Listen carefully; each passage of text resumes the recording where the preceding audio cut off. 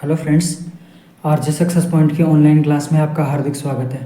तो पिछली क्लासों में हमने पढ़ा सिंधु घाटी सभ्यता। सिंधु घाटी सभ्यता के बाद भी हमने पढ़ा वैदिक काल। वैदिक काल के अंदर दो भाग पढ़े थे, एक तो ऋग्वैदिक काल और एक दूसरा उत्तर वैदिक काल। अब हमने जैसे ही वैदिक काल कंप्लीट किया, वैदिक काल का टाइम पीरियड कब से कब तक था? तो वैदिक काल का समय टाइम पीरियड था 1500 बीसी से लेके 600 बीसी के बीच का टाइम पीरियड था वैदिक काल का। ठीक है। सिंधु घाटी सभ्यता का टाइम पीरियड कब से था? 2600 बीसी से 1700 बीसी के बीच का टाइम पीरियड सिंधु घाटी सभ्यता का काल था। उसके बाद आया वैदिक काल। वैदिक काल का टाइम पीरियड कब से कब तक था? 1500 बीसी से लेकर 600 बीसी के बीच में। वैदिक काल को भी दो भागों में बांटते हैं, एक तो ऋग्वैदिक काल, एक उत्तर वैदिक काल। ऋग्वैदिक का टाइम पीरियड कब से कब तक था? 1500 बीसी से लेकर 1000 बीसी के बीच का टाइम पीरियड जो था वो किसका था? ऋग्वैदिक काल का। और उसके बाद उत्तर वैदिक काल का टाइम पीरियड कब से कब तक था? 1000 बीसी से लेकर 600 बीसी तक के बीच का टाइम पीरियड उत्तर वैदिक काल का था। ठीक है। अब हमने जैसे वैदिक काल हमारा कंप्लीट किया, उसके बाद हम आज की क्लास में पढ़ेंगे महाजनपद काल। तो महाजनपद काल का टाइम पीरियड कब से कब तक आता है? तो वैदिक काल 600 बीसी तक कंप्लीट हुआ, तो 600 बीसी से लेके ये 322 बीसी तक, यानी कि ईसा पूर्व तक, ये टाइम पीरियड है महाजनपद काल का। ये आप नोट कर सकते हैं इसे। तो महाजनपद काल का टाइम पीरियड है 600 बीसी से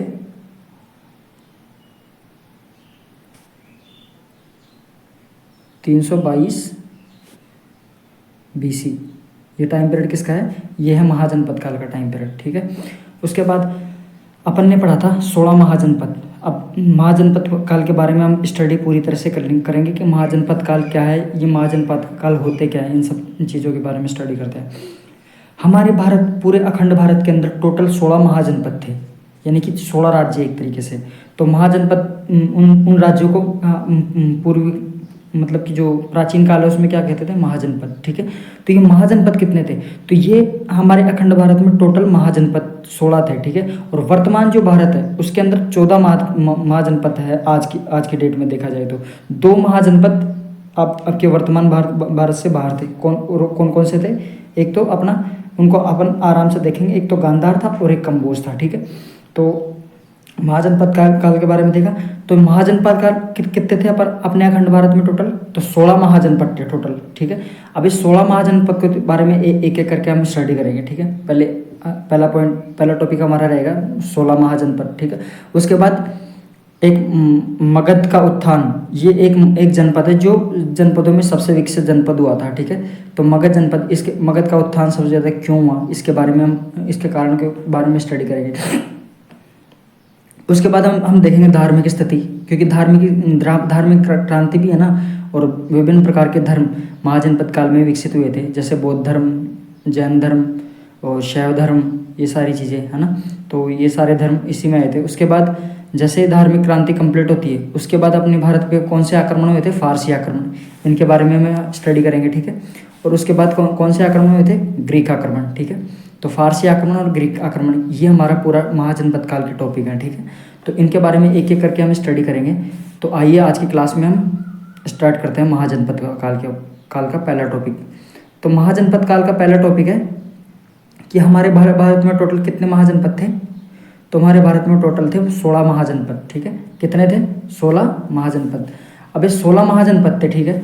तो ये एक तरीके से एक बात बताऊँ मैं तुम्हें कि जैसे इसको बोला जाता है दूसरी नगरीय क्रांति। अब ये दूसरी नगरीय क्रांति है, तो पहली नगरीय क्रांति कौन सी थी?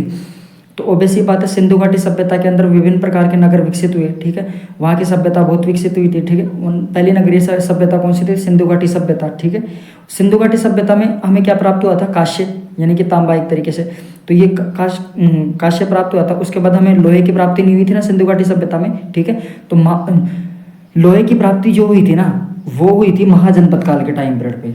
लोहे की खोज हुई थी उस टाइम पे। ठीक है। तो इसलिए इस सभ्यता को क्या बोल दिया? दूसरी नगरीय सभ्यता। ठीक है। पहली नगरीय सभ्यता कौन सी थी? सिंधु घाटी सभ्यता। तो पढ़ते हैं अपन, यह दूसरी नगरीय क्रांति थी। इसका प्रमुख कारण लोहे की खोज था। अब एक बात बताओ मेरे को, जब लोहे की खोज हो जाएगी, तो लोहे से बहुत सारे हथियार बनेंगे तो लोगों के बीच में युद्ध होंगे, बड़े बड़े राजा महाराजाओं के मध्य युद्ध होंगे। तो सबसे ज़्यादा युद्ध भी महाजनपद काल में हुए थे। ठीक है। उसके बाद महाजनपद काल के अंदर अपन देखते हैं कि 16 महाजनपदों का उल्लेख किस किस के अंदर है, कि इस बात की जानकारी कहाँ से प्राप्त होती है कि प्राचीन भारत के अंदर 16 महाजनपद थे। तो इस बात की जानकारी हमें मिलती है अंगुत्तर निकाय से, खुद्दत निकाय से और भगवती सूत्र से। अब ये अंगुत्तर निकाय और ये खुद्दत निकाय ये क्या है, तो जो बौद्ध साहित्य है उसके तो खुद्दत निकाय में, और जो जैन साहित्य है उसके भगवती सूत्र के अंदर इस बात की जानकारी मिलती है कि भारत के अंदर टोटल कितने महाजनपद थे, 16, ठीक है। तो इस बात की जानकारी किससे मिलती है, एक तो अंगुत्तर निकाय, एक खुद्दत निकाय और एक भगवती सूत्र से। इन तीनों चीज़ों से इनसे जानकारी मिलती है 16 महाजनपदों के बारे में, ठीक है। अब अपन आगे चलते हैं।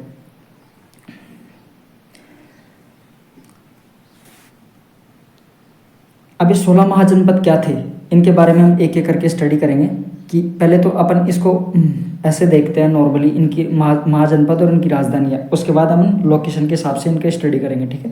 तो महाजनपद की जो राजधानियाँ हैं, ठीक है। अब जैसे महाजनपद है तो पहला महाजनपद है कंबोज, ठीक है, और उसकी राजधानी कौन सी है, हाटक। ये आज के मतलब पाकिस्तान अफगानिस्तान की बॉर्डर लाइन पे है, ठीक है। उसके बाद है दूसरा गांधार, ये अब अफगानिस्तान के अंदर स्थित है। ये इसकी राजधानी कौन सी थी, तक्षशिला, ठीक है। उसके बाद कुरु, ठीक है। तो गांधार की राजधानी क्या थी, तक्षशिला, ठीक है। उसके बाद कुरु की राजधानी थी इंद्रप्रस्थ, ठीक है। अब कुरु की राजधानी क्या थी, इंद्रप्रस्थ, ठीक। और पांचाल की राजधानी थी अहिछत्रपुर यानी कापिल्य, ठीक है। उसके बाद अपन आगे पढ़ते हैं। तो पांचाल हो गया। पांचाल के बाद कौशल की राजधानी थी श्रावस्ती को क्या बोलते हैं, साकेत या फिर अयोध्या, ठीक है। और उसके बाद मलसंग की राजधानी थी कुशीनगर। वज्जीसंग की राजधानी थी विदेह, वैसे वज्जीसंग से वैशाली, ठीक है, मिथिला, ठीक। और इसके बाद अंग महाजनपद था, उसकी राजधानी थी चंबा, ठीक है। उसके बाद मगध की राजधानी थी गिरिवज्र या फिर राजगृह या फिर पाटलिपुत्र, ठीक है, ठीक है। उसके बाद अपन आगे चलते हैं। तो उसके बाद आती है अपना काशी। तो काशी की राजधानी क्या थी, तो काशी की राजधानी थी वाराणसी, ठीक है। वाराणसी 2 शब्दों से मिलकर बना हुआ है, ठीक है। एक तो वर्णा प्लस अस्सी नदी, 80 नदी यहाँ से बहती है इसलिए इसे वाराणसी नाम निकल गया, ठीक है। उसके बाद ये 11 आता है सुरसेन, ये सुरसेन है, ठीक है। तो सुरसेन की राजधानी थी मथुरा, ठीक है। उसके बाद मत्स्य जनपद, इसकी राजधानी थी विराटनगर। उसके बाद वत्स महाजनपद था, उसकी राजधानी थी कौशाम्बी, ठीक है। उसके बाद चेदी महाजनपद था, उसकी राजधानी थी शुक्तिमती, ठीक है। उसके बाद अवंती महाजनपद था, उसकी राजधानी थी उज्जैन और माहेश्मती, ठीक है। उसके बाद अस्मक महाजनपद था, उसकी राजधानी थी पोटली या फिर पाटन, ठीक है। इतना अपन ने देखा। अब अपन आगे देखते हैं। पहले एक बार वापस से इनको स्टडी करते हैं, एक बार वापस से देखते हैं, फिर उसके बाद हम इनकी भारत में लोकेशन कौन कौन सी जगह पे स्थित है इन सब के बारे में स्टडी करेंगे, ठीक है। तो महाजनपद और उसकी राजधानियों के बारे में पढ़ते हैं कि इधर तो है अपने महाजनपद, ठीक है, और इधर है अपनी राजधानियाँ। तो अब इनके बारे में स्टडी करते हैं अपन। तो महाजनपदों के बारे में पढ़ते हैं पहले तो महाजनपद एक बार वापस से देखते हैं इनको। तो कंबोज ये हमारे पाकिस्तान और अफगानिस्तान की सीमा पर मैंने बताया था, इसकी राजधानी है हाटक। गांधार ये है अपने अफगानिस्तान के अंदर, इसकी राजधानी है तक्षशिला, ठीक है। उसके बाद आता है कुरु जनपद। आपने नाम सुना होगा ना, कुरुक्षेत्र, महाभारत का युद्ध कुरुक्षेत्र में लड़ा गया था। तो कुरुक्षेत्र महाभारत युद्धकालीन स्थल है, ठीक है। तो एक बात बताओ, जब महाभारत में जो कौरव पांडवों का स्थल कौन सा था, किस पे उनका राज्य था, तो इंद्रप्रस्थ और हस्तिनापुर, ठीक है। इंद्रप्रस्थ और हस्तिनापुर को लेकर ही तो कौरव पांडवों के बीच में लड़ाई हुई थी, ठीक है, इंद्रप्रस्थ के बीच में, ठीक है। तो कुरुक्षेत्र कहाँ पड़ता है, कुरुक्षेत्र महाजनपद है, वो किसकी राजधानी, उसकी राजधानी क्या है, तो उसकी राजधानी इंद्रप्रस्थ या फिर हस्तिनापुर, ठीक है। उसके बाद पांचाल, तो पांचाल महाजनपद है, उसकी राजधानी अहिछत्रपुर या फिर कापिल्य, ठीक है। उसके बाद कौशल महाजनपद की राजधानी श्रावस्ती है, साकेत या फिर अयोध्या, ठीक है। उसके बाद मल्लसंग की राजधानी क्या है, कुशीनगर, ठीक है। और वज्जीसंग की राजधानी विदेह, वैसे वज्जीसंग वैसे विदेह, वज्जीसंग से वैशाली, ठीक है, या फिर मिथिला, ठीक है। और अंग की राजधानी अंग महाजनपद की राजधानी चंबा, ठीक है। उसके बाद मगध महाजनपद है, ये लास्ट में जाके ये जो महाजनपद काल में सबसे विकसित कौन सा था, हो गया था मगध। इसके कारण के बारे में अपन देखेंगे, बाद में स्टडी करेंगे। तो मगध की राजधानी कौन कौन सी थी, तो राजगृह और गिरिवज्र और पाटलिपुत्र, ठीक है, ये मगध की राजधानियाँ थी, ठीक है। उसके बाद अपन आगे बढ़ते हैं। अब काशी महाजनपद की बात आती है तो काशी महाजनपद की राजधानी थी वाराणसी, ठीक है। उसके बाद सुरसेन की राजधानी क्या थी? मथुरा, ठीक है। उसके बाद मत्स्य महाजनपद की राजधानी विराटनगर, और वत्स महाजनपद की कौशाम्बी, और चेदी की सुक्तिमती, अवंती की 2 राजधानियां थी, एक तो उज्जैन और एक माहिष्मती, ठीक है। उसके बाद अशमक की राजधानी थी पोटली। इसके बारे में स्टडी करने का अभी इसके लोकेशन के बारे में अपन को अभी पता नहीं है कि कौन सी जगह पे। बाकी 15 महाजनपद की लोकेशन और उनकी स्थिति के बारे में मैं अभी आपको बताऊंगा, ठीक है। तो ये है अपने भारत का मैप, ठीक है। तो अभी अपन भारत के मैप में देखेंगे कि कौन कौन से स्थल कौन कौन सी जगह पे थे, ठीक है। इसके बारे में स्टडी करेंगे, तो ठीक है। अब ये अपना वर्तमान भारत है। वर्तमान भारत के अंदर टोटल कितने जनपद थे? तो टोटल 14 थे, ठीक है। और जो अखंड भारत था, जो प्राचीन काल का भारत था, उसके अंदर कितने महाजनपद थे? तो टोटल थे 16 महाजनपद। कौन कौन से वर्तमान भारत के बाहर है? एक तो कम्बोज है, ठीक है। एक तो कम्बोज, एक मिनट,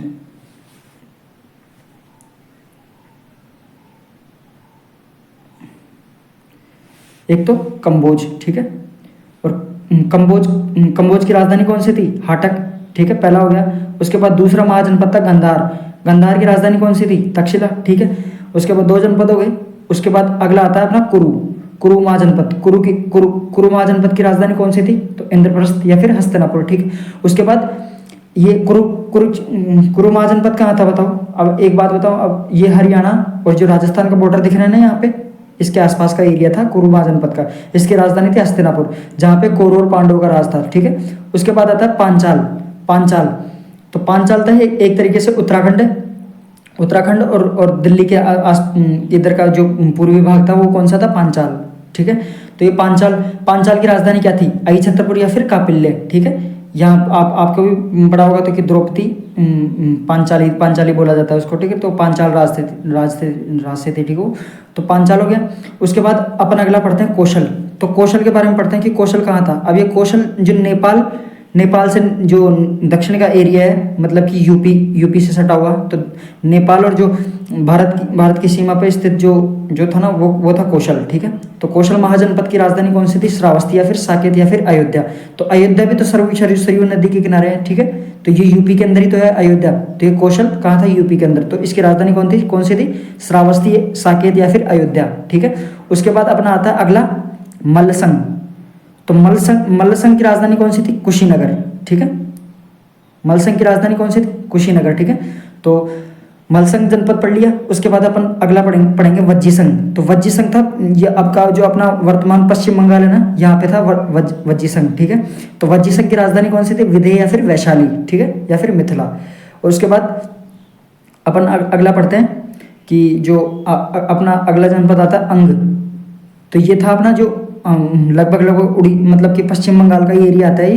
तो अंग पश्चिम बंगाल के अंदर आता है, ठीक है, वर्तमान पश्चिम बंगाल। तो इसकी राजधानी थी, अंग की राजधानी थी चंबा, ठीक है।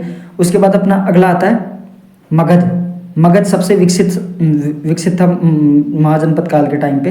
तो ये आप एक बात बताओ, जब आपको भी पता है कि वर्तमान भारत के अंदर सबसे ज़्यादा स्टील या फिर लोहा कहाँ से प्राप्त होता है? तो उड़ीसा और झारखंड के सीमा क्षेत्र से। अब आपको भी लोकेशन दिख रही होगी भारत में कि किसकी लोकेशन का है। बिहार और झारखंड के आसपास है मगध बसा हुआ, ठीक है। अब मगध हो गया। मगध की राजधानी कौन सी थी? गिरिवज्र, राजगृह या फिर पाटलिपुत्र, ठीक है। उसके बाद इतना पढ़ा अपन ने। उसके बाद अपना अगला आता है काशी। तो काशी की राजधानी थी वाराणसी, ठीक है। तो ये काशी हो गया अपना। काशी के बाद में अगला आता है अपना सुरसेन। अब ये सुरसेन है जो राजस्थान और एमपी की सीमा पे क्षेत्र पे स्थित है सुरसेन, ठीक है। और सुरसेन की राजधानी थी मथुरा, ठीक है। उसके बाद अपना अगला आता है मत्स्य संघ। तो मत्स्य संघ आपको पता है कि जयपुर और अलवर का जो एरिया है वो है मत्स्य संघ का। इसकी राजधानी कौन सी थी? विराटनगर, ठीक है। उसके बाद अगला अपना आता है वत्स। तो वत्स कहाँ पे पड़ता है अभी वर्तमान में? ये पड़ता है एमपी के अंदर। तो वत्स की राजधानी थी कौशाम्बी, ठीक है। उसके बाद चेदी अब आपको दिख रहा होगा कि गुजरात और लगभग मतलब कि एमपी का जो दक्षिण का एरिया है वो चेदी महाजनपद में आता था। चेदी की राजधानी क्या थी? सुक्तिमती, ठीक है। उसके बाद अगला आता है अपना अवंती। तो अवंती की राजधानी क्या थी? 2 राजधानी थी अवंती की। अवंती वर्तमान में एमपी और गुजरात के बॉर्डर पे पड़ता है, ठीक है। तो इसकी एक उज्जैन और एक माहिष्मती, 2 राजधानियाँ थी अवंती की, ठीक है। इतना अपन ने पढ़ लिया। उसके बाद अपन देखते हैं लगभग हमारे सब सारे कंप्लीट हो चुके। अब 15 जनपद अपन ने देख लिए। अब इसके अंदर एक जनपद की कमी लग रही है अपन को। एक वो उस जनपद का क्या नाम है बताओ? और उस जनपद का नाम है कि जो अश्मक जनपद था ना, तो ये अश्मक जनपद के बारे में अभी कोई जानकारी प्राप्त नहीं हुई इस बारे में अपन को। तो 16 में से 15 जनपदों के बारे में मैंने भारत में इनके लोकेशन के बारे में स्टडी करवा दिया आपको। तो अपन आगे बढ़ते हैं। इतना अपना कंप्लीट हुआ, वापस से देख लो। कंबोज, ठीक है। उसके बाद गांधार, कुरु, उसके बाद पांचाल के बाद कौशल, उसके बाद मल्लसंग, उसके बाद वज्जीसंग। रुको एक बार वापस से स्टडी करते हैं, वापस से देखते हैं, ठीक है। तो कौन कौन से थे? कंबोज, उसके बाद गंधार, कंबोज की राजधानी हाटक, फिर उसके बाद गंधार की राजधानी तक्षशिला, कुरु की राजधानी हस्तिनापुर के बाद पंचाल की राजधानी अहिछत्रपुर, ठीक है। उसके बाद कौशल की राजधानी बताया था कि कौशल की राजधानी क्या थी? तो कौशल की राजधानी थी श्रावस्ती, ठीक है, या फिर साकेत, या फिर अयोध्या, ठीक है। और उसके बाद मल्लसंग, तो मल्लसंग की राजधानी कौन सी थी? कुशीनगर। उसके बाद वज्जीसंग की राजधानी थी विदेह, ठीक है। उसके बाद अंग आता है, अंग की राजधानी क्या थी? चंबा, ठीक है। उसके बाद मगध की राजधानी पाटलिपुत्र, राजगृह, या फिर कौन सी? गिरिवज्र। उसके बाद अपने अगना महाजनपद तक काशी, ठीक है। तो काशी महाजनपद था, उसकी राजधानी थी वाराणसी। उसके बाद वत्स की राजधानी थी कौशाम्बी। उसके बाद चेदी की राजधानी थी शुक्तिमती। उसके बाद अवंती की 2 राजधानी थी, एक तो उज्जैन और दूसरी माहिष्मती। मत्स्य जनपद की राजधानी कौन सी थी? वो विराटनगर। उसके बाद सुरसेन की राजधानी थी मथुरा, ठीक है। हो गए लगभग अपने पूरे, ठीक। एक जनपद और बचा अपना, तो उस जनपद के बारे में अपन को जानकारी नहीं मिलती, अश्मक, जिसकी राजधानी थी पाटन, ठीक है। इतना अपन ने देखा। अब अपना आगे स्टडी करते हैं। तो अपन पढ़ रहे थे अब महाजनपद और राजधानी के बारे में। तो एक बार और याद कर लेते हैं, आपको इसी क्लास के अंदर याद हो जाएगा। तो कंबोज की राजधानी कौन सी थी बताइए आप साथ के साथ? तो कंबोज की राजधानी थी हाटक। उसके बाद गांधार की राजधानी थी तक्षशिला। उसके बाद कुरु की राजधानी थी इंद्रप्रस्थ या फिर हस्तिनापुर। उसके बाद पांचाल की राजधानी थी अहिछत्रपुर, ठीक है।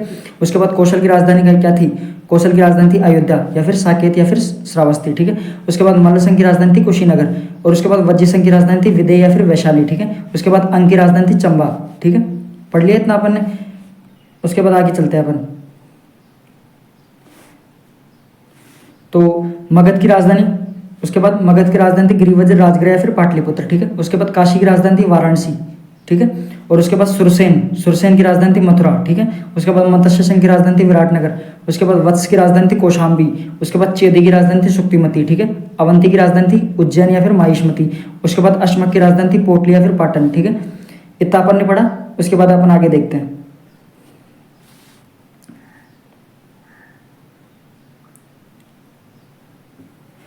अब अपन दूसरा अपना टॉपिक देखते हैं, मगध का उत्थान, ठीक है। अब मगध के उत्थान के कारण क्या थे? अब ये मगध क्या था?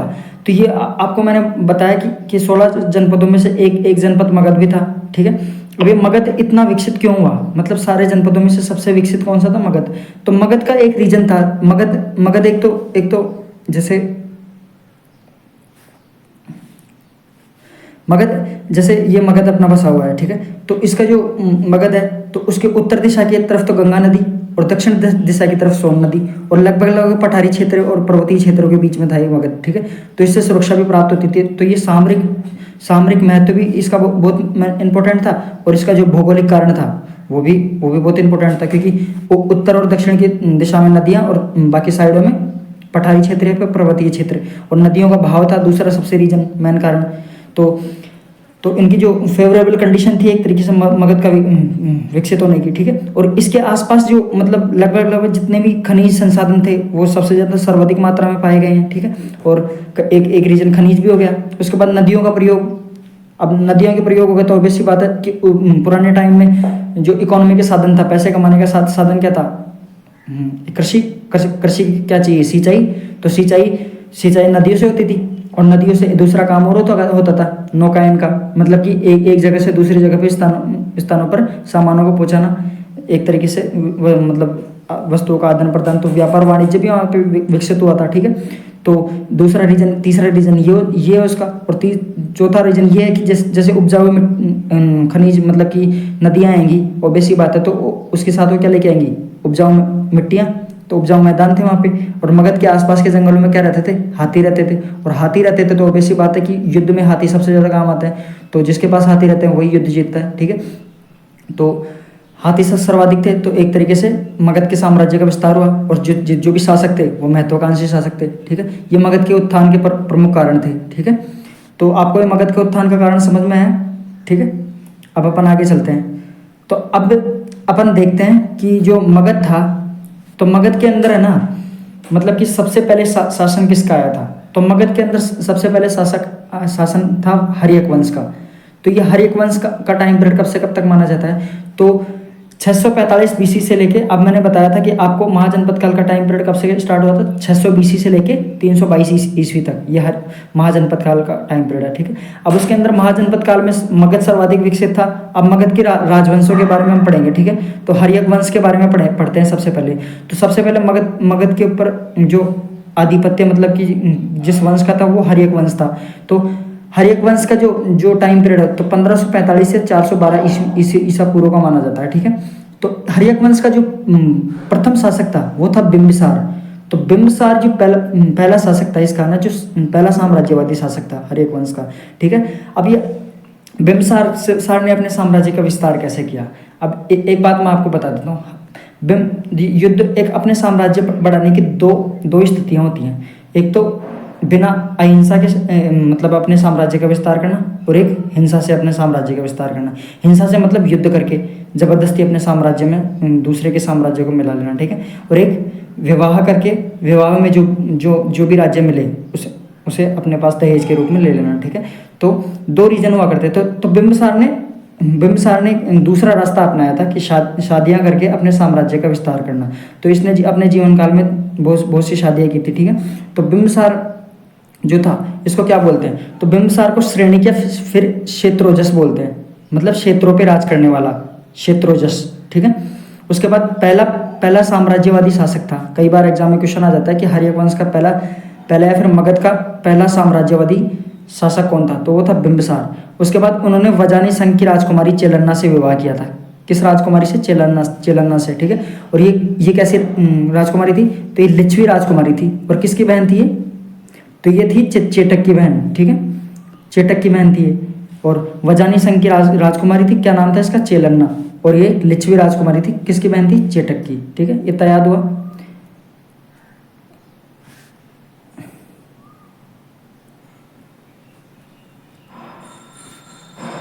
उसके बाद अपन आगे पढ़ते हैं, ठीक है।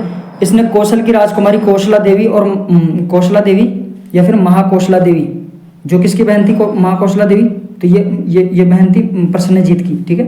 तो एक मिनट रुकिए, तो कौशला देवी किसकी बहन थी, प्रसन्नजीत की, ठीक है, ठीक है। ये क्या हो रहा है,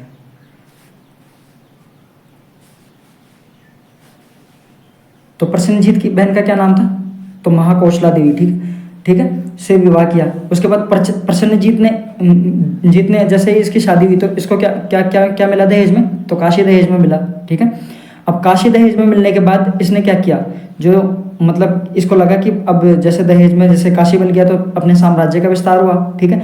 अब जैसे इसने ये बात सोची तो अपने साम्राज्य का विस्तार हुआ, तो इसने सोचा कि अपन को अपने जीवन काल में और विवाह करने चाहिए।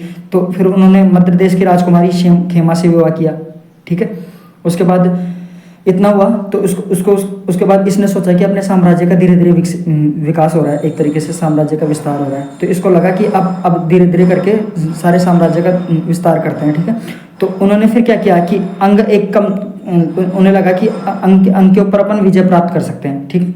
तो अंग के ऊपर जैसे उसको लगा कि विजय प्राप्त कर सकते हैं तो उसने अंग पे आक्रमण कर दिया, और अंग पे आक्रमण करते ही मौका देख के अंग पे आक्रमण करते ही वो जीत गया, ठीक है। और वहाँ का जो गवर्नर उसने नियुक्त किया तो अपने बेटे को उसने अंग का गवर्नर नियुक्त कर दिया, ठीक है। अब जैसे उसने अपने बेटे को अजातशत्रु को अंग का गवर्नर नियुक्त किया, अब उसको लगा कि अपने साम्राज्य का और अपन विस्तार कर सकते हैं, ठीक है। तो अपने साम्राज्य को और विस्तार कर सकते हैं, तो उसने एक दिमाग लगाया कि उस टाइम उसने ये देखा कि सबसे शक्तिशाली साम्राज्य कौन सा है। तो सबसे शक्तिशाली साम्राज्य था उस टाइम पे मतलब कि अवंती, सबसे शक्तिशाली जनपद था अवंती, ठीक है। और अवंती का राजा था प्रद्योत, ठीक है। कौन था? प्रद्योत। अब इसने इसने सोचा कि अवंती को अपने शासन में मिलाने के लिए अपन उसकी कैपेसिटी, उसकी क्षमता और उसके राज्य के शक्तिशाली होने का कारण का मतलब कारण जानते हैं कि क्या है। तो उसने क्या किया, उसको पता चला कि प्रद्योत की मतलब कि एक तरीके से बीमार हो रखा है। तो उसने सोचा कि कैसे न कैसे करके मैं अपना जो वफादार जो चिकित्सक है उसको वहाँ भेज देता हूँ। उसके बाद उसकी मतलब कि वो सारी स्थितियों के बारे में विवरण करके और उसकी राज्य की, प्रद्योत के राज्य की, अवंती के राज्य की स्थिति के बारे में हमें बता देगा। और गुप्तचर के रूप में गया था एक तरीके से, और उसे लगा इस बहाने से हम प्रद्योत के पास इसको चिकित्सक को भेज देते हैं। अपने जो खास जो पसंदीदा चिकित्सक था उसे भेजा था।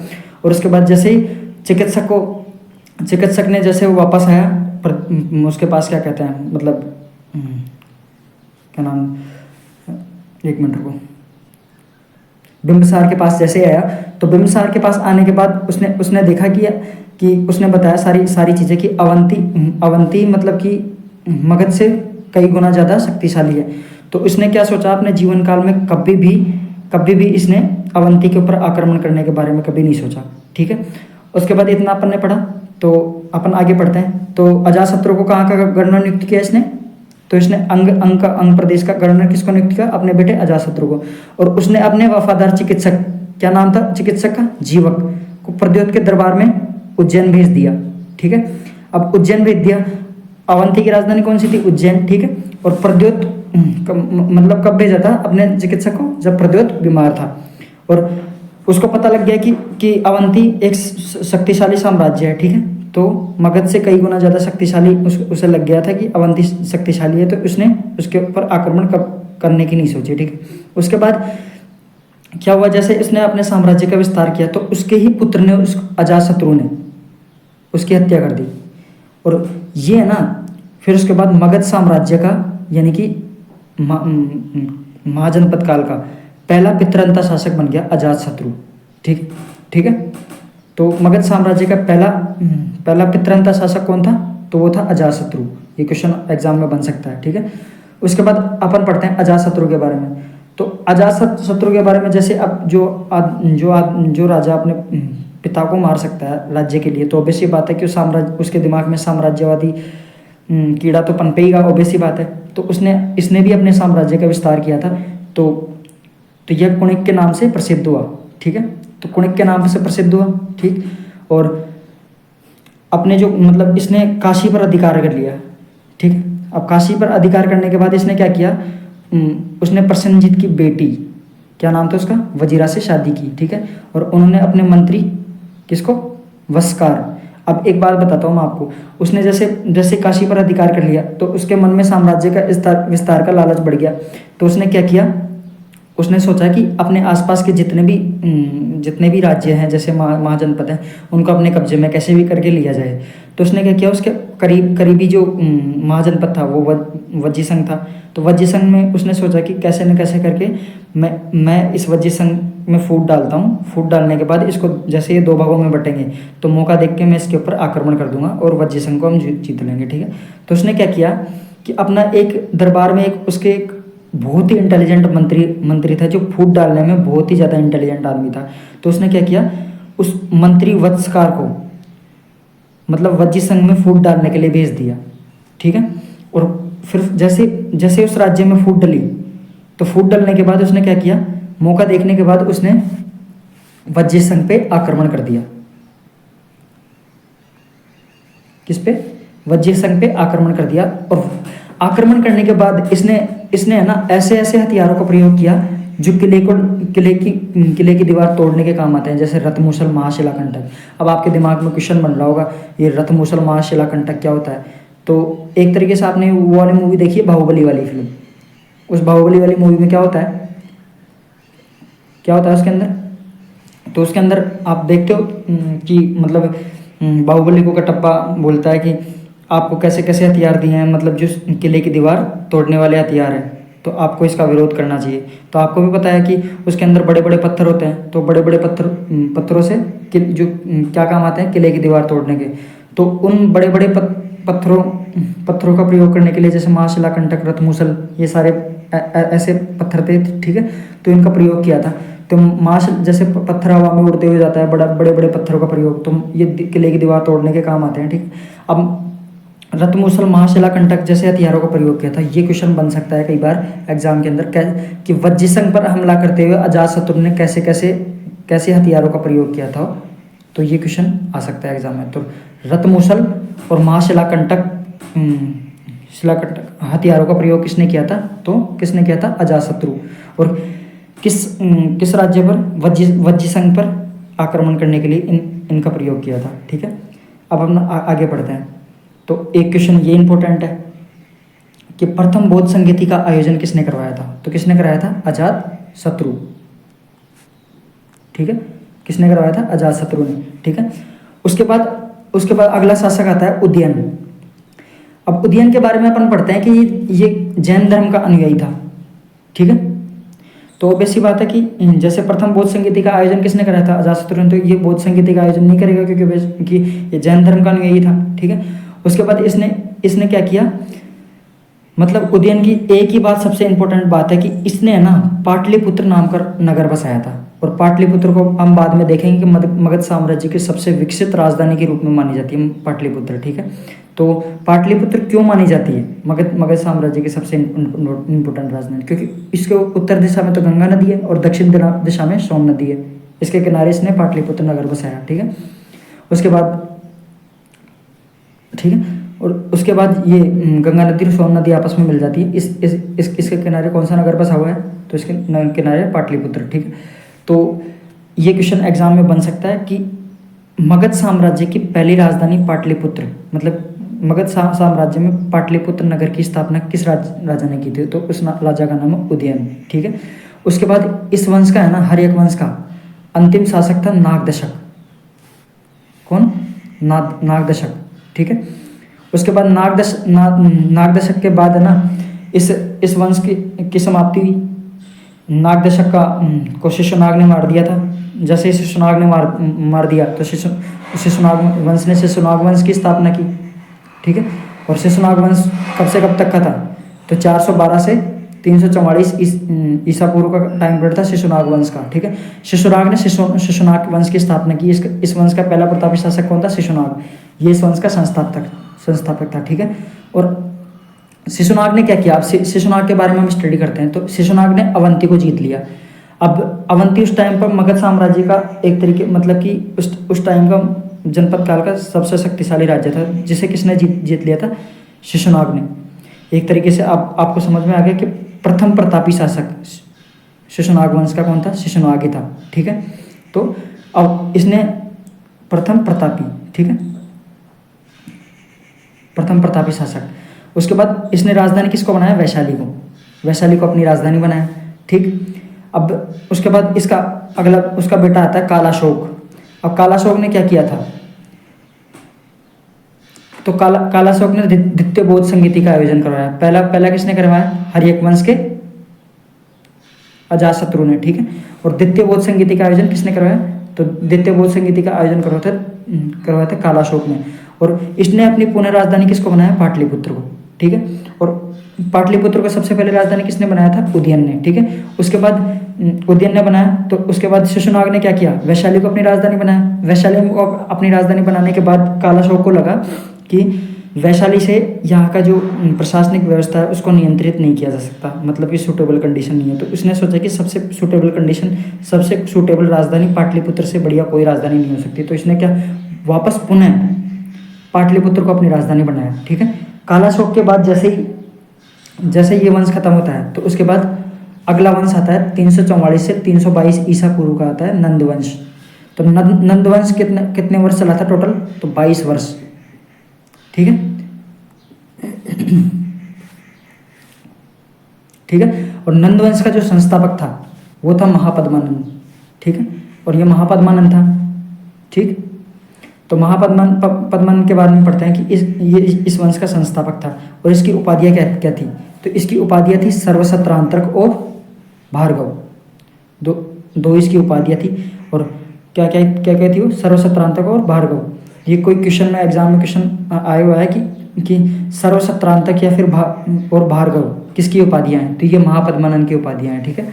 और एक इसमें एक इम्पोर्टेंट चीज़ ये और आती है, इससे पहले अपन देखते हैं कि मतलब ये किस किस धर्म का अनुयायी था, तो ये जैन धर्म का अनुयायी था, ठीक है। उसके बाद खारवेल के हाथी गुम्बा विलेख के अनुसार इसने कलिंग पर हमला किया, और कलिंग से क्या लेके आया, जिनसेन की मूर्ति। ये फैक्ट भी इंपॉर्टेंट फैक्ट है, क्योंकि इसके अंदर ज़्यादातर आजकल हिस्ट्री के अंदर ऐसे क्वेश्चन पूछे जाते हैं आर्ट एंड कल्चर से, मूर्तियों से रिलेटेड क्वेश्चन, तो साहित्य से रिलेटेड, लिटरेचर से रिलेटेड क्वेश्चन आते हैं, ठीक है।